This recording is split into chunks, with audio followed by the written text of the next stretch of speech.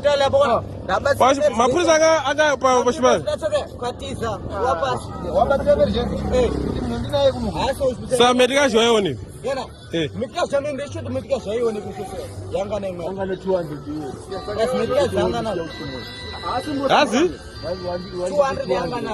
US. Kuti mfana ambaye ni search moja. Saramba 200.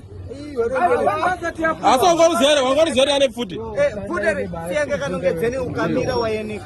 Asi? Si futi yanga msana kwangu ukamira mfano wa dini. Iyo ngari chitaka.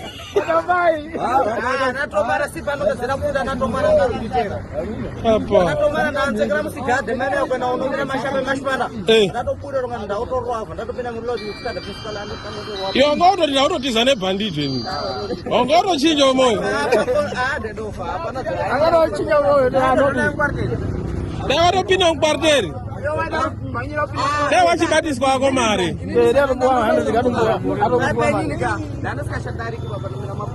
Kwa control. Ndo bodo. Kwa control. Ndo kwa fana waileta kwa. Daito pina mudjustment to sara. Sapa hazo misa pa ni ndo wazozimira ni mise shapa. Ngatoti mira nchimise shapa kuti tikabai kudaya akumuti akumuzeme nchimise nkhumi muna ngafanda kuti muzikana. Asigavua masina.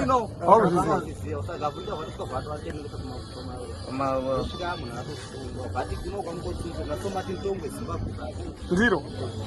Okay, mosha kuno kwa mufisi, kuno kwa no shesha, kuno na shesha.